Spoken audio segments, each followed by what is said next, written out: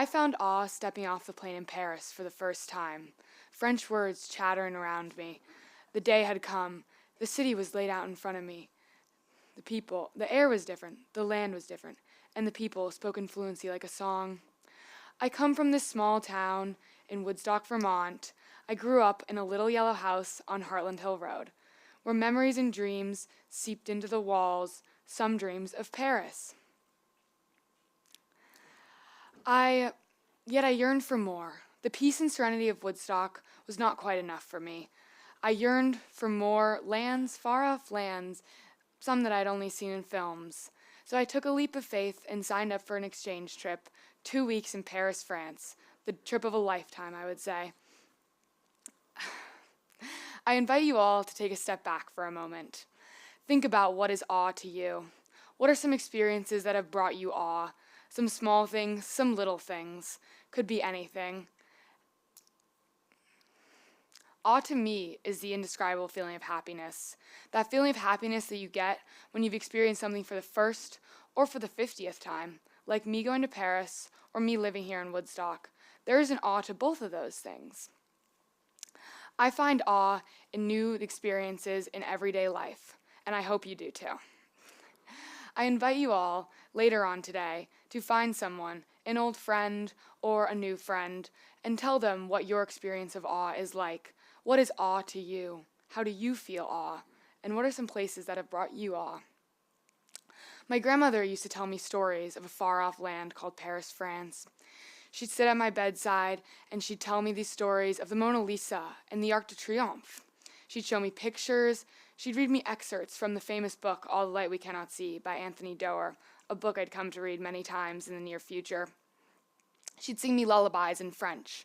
This really jump-started my interest in the captivation in Paris and France in general. So, when the opportunity came, the exchange trip to Paris, France, I of course took it. I'd see it all on my own one day, my little mind said, and see it all on my own I did. In April of 2024, I embarked on that trip to Paris, France, and as I stepped off, French words chattering around me, I couldn't even believe it. The city was all there. It was all like I had been told by my grandma, her words echoing in my mind. I had the most loving and sweetest host family you could have ever had. They were the best, and they showed me all their favorite little hidden gems, where to get the best macaroons, where to get the best hot chocolate. We had so much fun while we were there. They really made my experience of awe the best they could, and I thank them for that. One day, it was the morning, and me and my exchange student were walking to school, as we did every day. We were coming to the conjunction where all the roads met into the school. And everyone, all the kids were coming from all different places. Some were hopping off the bus, some were hopping off the train. Many kids were whizzing by us on bikes and scooters while we were walking in. I smiled. It reminded me of my time here at Woodstock. I used to ride my bike to school every day when we lived on Heartland Hill, and it reminded me of all the kids coming to riding their bikes to school in Paris. That connection there, left me awestruck. I couldn't believe it. How could two places so different be so similar, especially like a big city, Paris, to a small town in Vermont? My host mother would watch me. She'd watch me as I would experience these new places in a big city, whether it was trying a French pastry for the first time or marveling at the Eiffel Tower.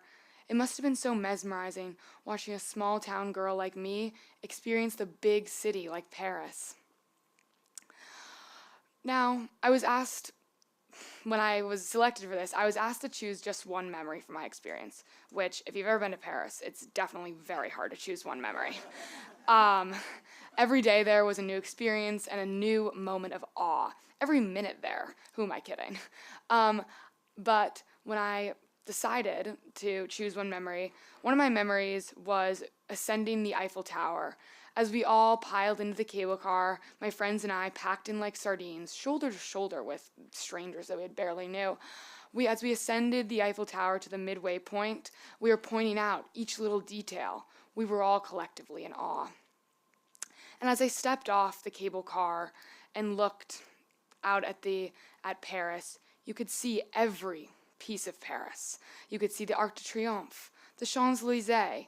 Every little bit of Paris was all laid out there in front of you. And as the world went a little quiet, I was taken back to the mountain that we stand at the foot of right now, Mount Tom. Now, if you've never been to the top of Mount Tom, when you're on the top of Mount Tom, you can see all of Woodstock, a 360 view. You can see where we are right now.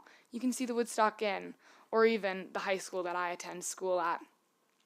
So it reminded me, when I was on the Eiffel Tower, of being on Mount Tom, which is crazy because this is a big city and a small town, they shouldn't have a connection. But they did, and it was there that I found awe.